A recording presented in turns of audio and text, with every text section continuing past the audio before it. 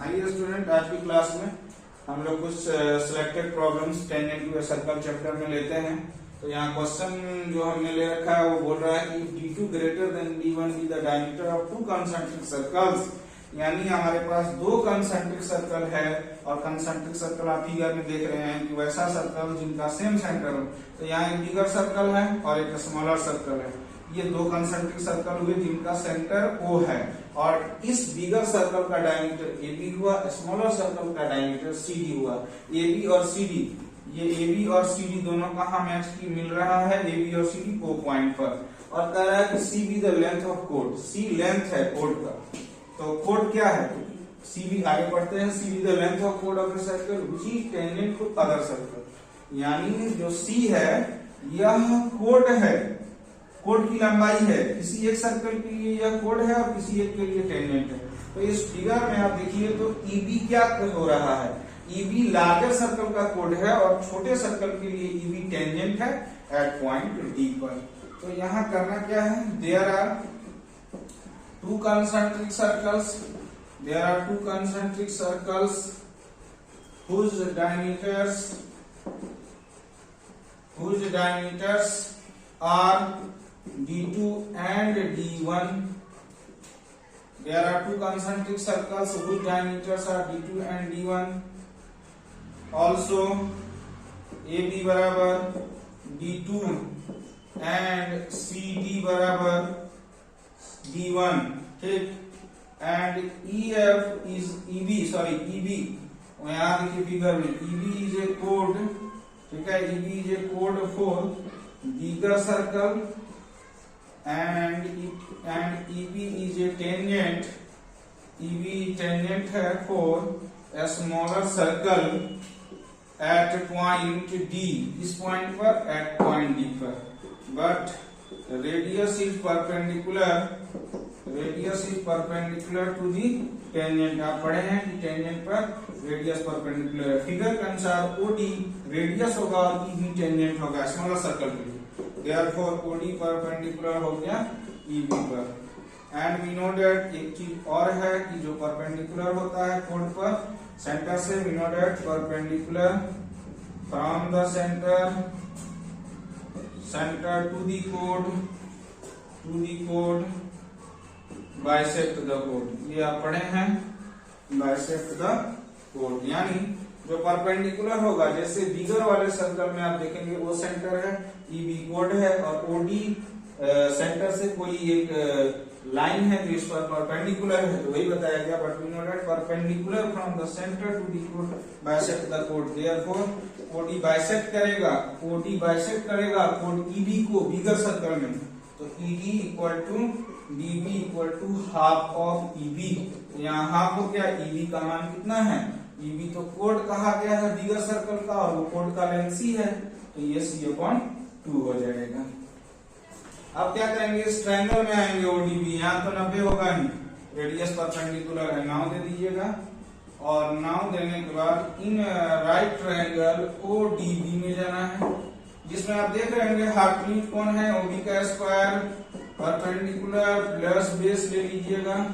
OB तो आप diameter है बिगर सर्कल का, D2/D2 का स्क्वायर। OD क्या है? OD D1/2 का स्क्वायर और DB क्या है? C/2 का स्क्वायर।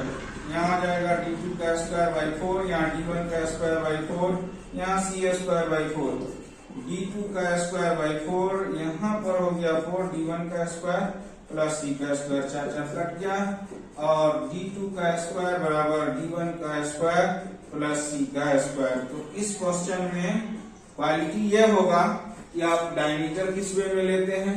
सबसे इंपॉर्टेंट चीज, दो डायमीटर को हम कैसे लेते हैं, ये अगर लेने आ गया तो ये क्वेश्चन बनेगा, वरना बहुत मुश्किल है। तो यही इस क्वेश्चन का कंसेप्ट है। नेक्स्ट क्वेश्चन देखिए, कह रहा है कि in a right triangle ABC in which angle B बराबर 90। कोई एक राइट ट्रायंगल ABC है, आप देख रहे हैं ABC जहां B 90 है, is drawn with AB as diameter. In a right triangle ABC in which angle B equal to 90, a circle is drawn with AB as diameter. यानी सबसे पहले कोई एक राइट ट्रायंगल था ABC, ठीक है, ABC एक राइट ट्रायंगल है, इसमें AB को डायमीटर मान के एक सर्कल को ड्रॉ किया गया है, ठीक है। वही चीज वो फिगर में बना रहा है कि ए बी सी एक राइट ट्रायंगल है, ए बी डायमीटर हो गया और डायमीटर मान के एक सर्कल को खींचेंगे तो यह सर्कल हाइपोटेन्यूज AC को P पॉइंट पर टच करेगा। तो समझ गए, A B C right triangle हुआ, हाइपोटेन्यूज हुआ C 90 के सामने, हाइपोटेन्यूज हुआ AC, और इस AB को डायमीटर मान के जब एक सर्कल ड्रॉ करेंगे तो यह सर्कल हाइपोटेन्यूज AC को P पर टच करेगा। प्रूव दैट, अब यहां है prove that the tangent to the circle at P point पर जो टेंजेंट होगा सर्कल के लिए, P पॉइंट यहां है तो टेंजेंट यहीं से गुजरेगा। ठीक है, ये टेंजेंट आप ले लीजिए, द टेंजेंट एट P। ठीक है, P पॉइंट पर एक टेंजेंट हम लोग ले लेते हैं। ठीक है, ABC है ही तो इसको D ले लीजिए और यहाँ पर E ले लेते हैं। ठीक है, तो प्रूव करने बोला है कि P पॉइंट पर अगर हम कोई टेंजेंट ड्रॉ करेंगे सर्कल के लिए तो वह बेस BC को बांटेगा। तो P पॉइंट यहाँ था, एक टेंजेंट हम लोग ड्रॉ किए DE, P पॉइंट से होकर गुजर रहा है, तो ये जो टेंजेंट DE है वो बेस BC को दो पार्ट में बांटेगा, यानी लाना होगा हमको BE बराबर EC। तो इसका गिवन क्या होगा, गिवन में लिख लेना है कि ABC is a right triangle, ABC is a right triangle in which ABC is a right triangle in which angle B बराबर 90। A circle is drawn और इस सर्कल का यहाँ सेंटर होगा O। A circle is drawn with AB as diameter। ठीक है, एक circle को ड्रॉन किया गया, circle is drawn with AB as diameter intersecting the hypotenuse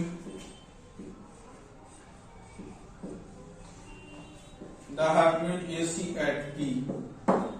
अब P पॉइंट पर टेंजेंट आप लीजिएगा, ऑल्सो BE is a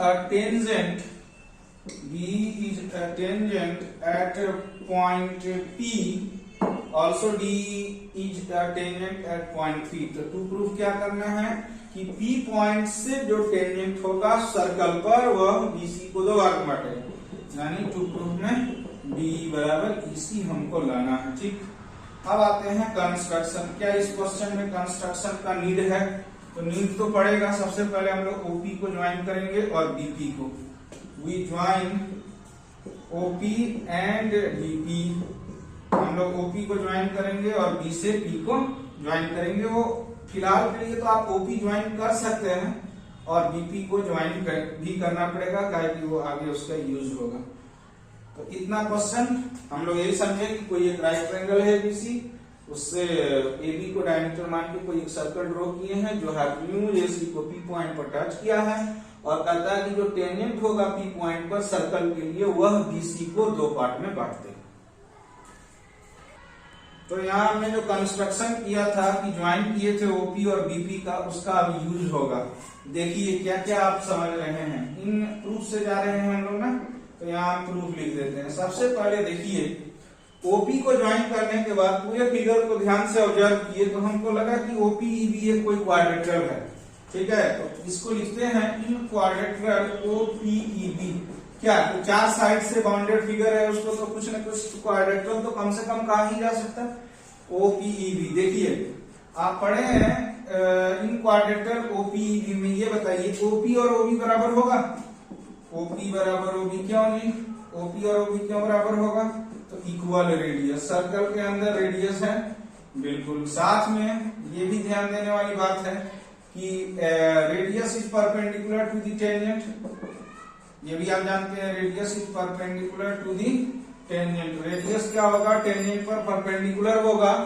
तो हम क्या करेंगे, इसको परपेंडिकुलर को, तो इस क्वाड्रेटरल OPEB में तो हम लोग थे ही, OP बराबर OP इक्वल रेडियस होगा। साथ में पढ़े रेडियस टेंजेंट पर परपेंडिकुलर होता है, देयरफॉर OP जो है परपेंडिकुलर हो जाएगा किस पर? DE पर। एंड एंगल B आपका 90 है ही। ठीक, 10 BC डेट। आप क्या देखे, एडजेसेंट साइड बराबर हो गया, OP बराबर OB, दोनों को अपोजिट नहीं कहेंगे, एडजेसेंट कहेंगे OP और OB। 10 adjacent sides are equal and दो एंगल यहाँ 90 हो रहा है, P पर भी 90 बन रहा है और B पर भी 90 बन रहा है, एंड वन एंगल भी लिख सकते हैं, एंड वन ऑफ एंगल किसके अंदर, इसी OPBE के अंदर, and one of angle is 90 degree. अब वन ऑफ कौन एंगल होगा, या तो B या तो P, जो समझिए, and one of angle is 90 degree, therefore OPEB क्या होगा, एक स्क्वायर बन जाएगा, क्योंकि ये प्रॉपर्टी सिर्फ एक स्क्वायर का होता है, जिसमें एक एंगल वैसा क्वाड्रेंटल जिसमें एक एंगल 90 हो जाए और एडजेसेंट बराबर हो जाए। तो रेक्टेंगल नहीं होगा, रेक्टेंगल में क्या होता है कि अपोजिट साइड बराबर होता है, और यहाँ हम कह रहे हैं कि ऐसा क्वाड्रेंटल होगा जिसमें एडजेसेंट बराबर हो जाए और साथ में एक एंगल भी 90 आ जाए। यहाँ तो दो एंगल 90 है, ये देखिए यहाँ पर तो 90 ले ही रहा है, साथ में B हो रहा है, तो हम यहाँ वन ऑफ एंगल की ही चर्चा किए हैं। कई ऐसा क्वेश्चन मेरे PDF में होगा जिसमें एक एंगल ही बस मिल पा रहा है,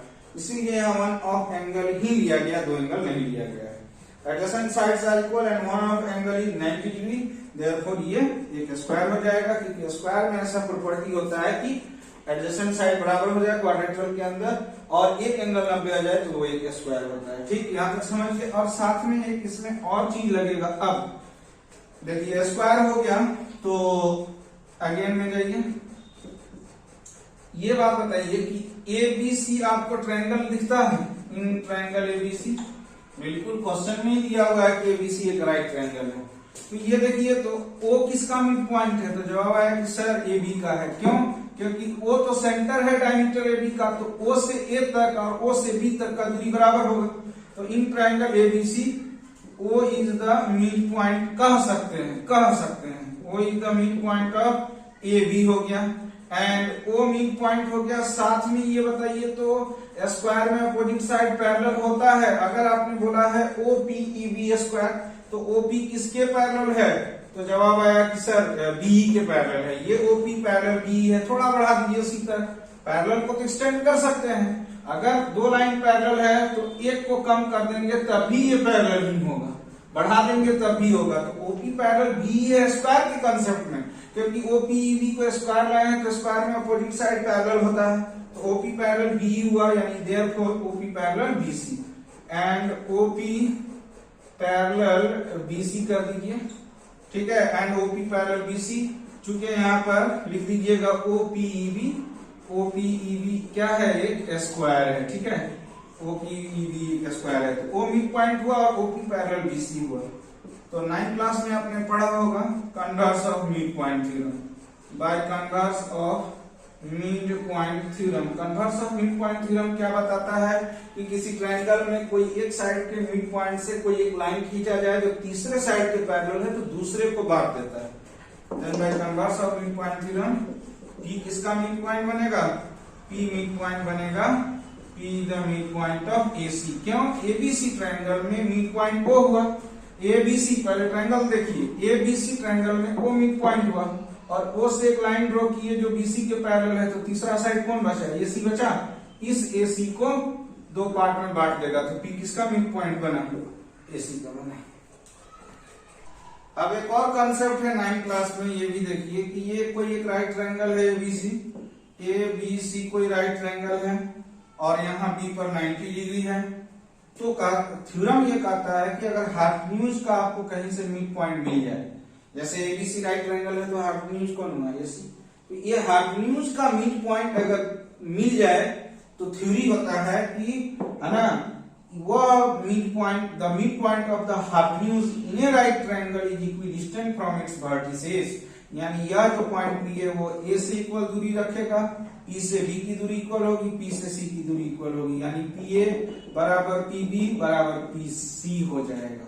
अब आप सोच रहे होंगे कि P कैसे मिड पॉइंट हुआ, तो अभी लाए थे हम कि P मिड पॉइंट हो गया था साइड AC का, तो अब हम इसको ABC राइट ट्रायंगल में यूज करेंगे P पॉइंट को, जो कि हाइपोटेन्यूज AC का मिड पॉइंट है। तो P से A का दूरी, P से B का दूरी और P से C का दूरी, तीनों दूरी इक्वल होगा, ठीक है।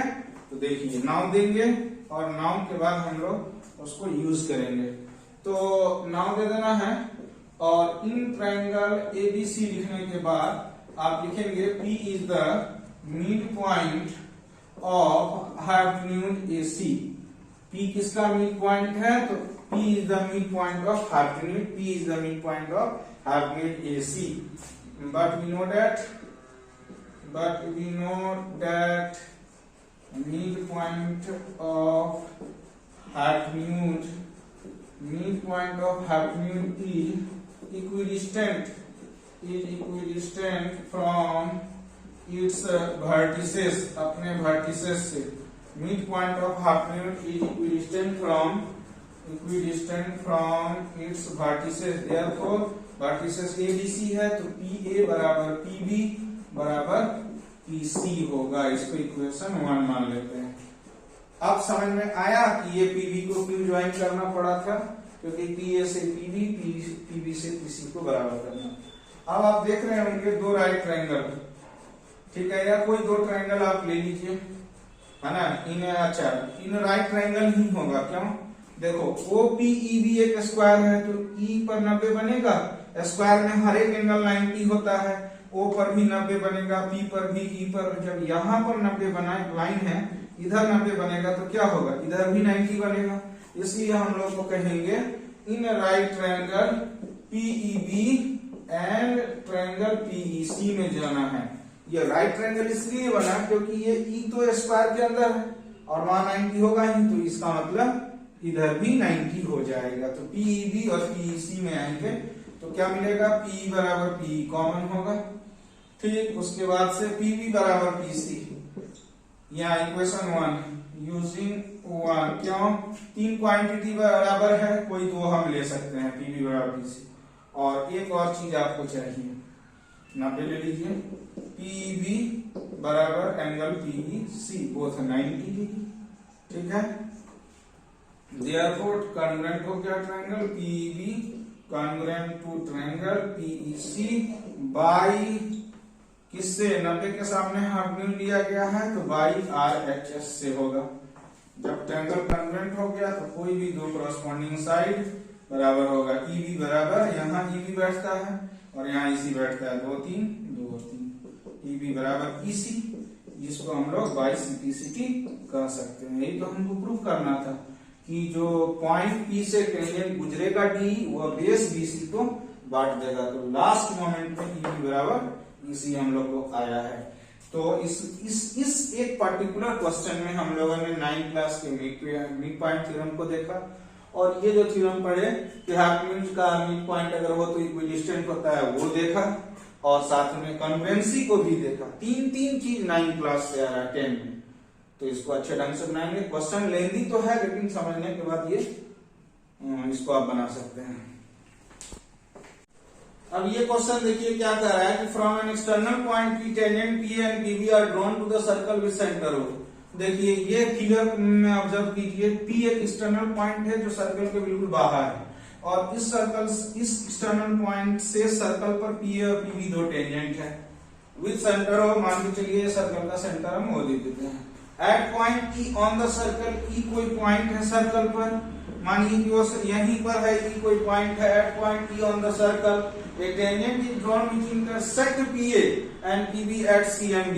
यानी कहता है कि कोई पॉइंट E ले लीजिए सर्कल पर इस तरीके से कि E पॉइंट पर कोई एक टेंजेंट ड्रॉ करेंगे तो वह PA और PB को C और D पर टच करेगा. आप समझ में आई बात कि E हम इधर नहीं लेके इधर लेंगे. पूरा स्टेटमेंट पढ़ने के बाद पता चला कि E पॉइंट पर कोई एक टेंजेंट है जो PA और PB को C और D पर टच करता है. इस तरीके से कि अब देखिए PA बराबर 14 है, PA ये जो एक्सटर्नल पॉइंट से टेंजेंट है PA वह 14 है, तो PB भी 14 होगा, क्योंकि आप पढ़े हैं कि टेंजेंट एक्सटर्नल पॉइंट से बराबर होता है. आपको पेरीमीटर लाना है PCD. अब देखिए PCD ट्रायंगल तो दिखा हमको, PCD जो ट्रायंगल है उसका पेरीमीटर लाना है. इसी देखिए इन circle C with center O radius R, PA and PB are two tangents. PA and PB are two tangents from external point P. कहां से, external point P से. Also E is a point. क्या होगा, E एक point है on the circle through which through which a tangent is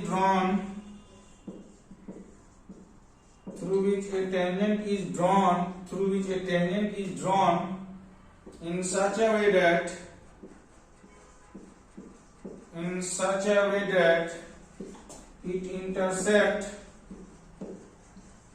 it intersect PA and PB at C and D respectively। ठीक है, कहने का मतलब हुआ जो ई पॉइंट था सर्कल पर और उससे जो आप एक टेंजेंट लिए थे वह टेंजेंट पीए और पीबी को सी और डी पर। अब ई पॉइंट पर टेंजेंट होगा तो टेंजेंट को तो हमको ऐसे ही लेना है ना, तो ये टेंजेंट पीए को कहां मिलेगा और पीबी को कहां मिलेगा, तो सी और डी पर। टू प्रूफ में अच्छा पीए बराबर 14 दिया हुआ है एक्सटर्नल पॉइंट से टेंजेंट की लंबाई और find the perimeter of triangle PCD लिखिएगा। इतना लिखने के बाद यहां लिखिएगा also tangent from external points are equal, also tangent from external points are equal। Tangent क्या होता है, एक्सटर्नल पॉइंट से इक्वल होता है, therefore आप देखिएगा तो PA बराबर PB होगा। एक्सटर्नल है सर्कल के लिए जो कि 14 एक किया हुआ था तो दूसरा भी होगा। साथ में देखिए ये C पॉइंट का एक्सटर्नल है, ये C सर्कल के बाहर है तो C से CA और C से C और C और D भी बाहर है सर्कल के, तो DB और D ये भी बराबर होगा। CA बराबर CE, ठीक है, CA बराबर CE एंड DB बराबर DE हो गया। ठीक, अब हम लोग क्या करेंगे, इसका पेरीमीटर निकाल लेंगे। अब देखिए PCD का पेरीमीटर निकालने के लिए नाम लिख दीजिए और 4 ट्रायंगल PCD में आ जाइए और यहाँ लिखिए perimeter of triangle PCD। Perimeter का मतलब क्या होता है, सभी साइड का जोड़। तो क्या होगा, PC plus CD plus PD, यही होगा PC plus CD plus PD, ये 3 हुआ। PC आप ले लीजिए और CD जड़ है, इसी को तोड़ना होगा। CD can be written as sum of 2 C plus ED हो सकता है और PD को ऐसे ही लिखिए। यहाँ PC हुआ और CE जो है ये C किसके बराबर होगा, CA के बराबर, और ये जो ED है ना ये ED DB के बराबर कीजिए प्लस PD। अभी हमने लिखा है आपको कि C से जो टेंजेंट C और CB बराबर होगा, D से टेंजेंट DB और DE बराबर होगा। तो PC प्लस CA जोड़ के बताइए, PC CA जोड़ के कितना आएगा PA, और यहाँ पर DB प्लस PD जोड़ के कितना आएगा PB। PA कितना है 14, PB भी तो 14 है, 28 सेंटीमीटर पेरीमीटर आ गया। बहुत ही क्वेश्चन है।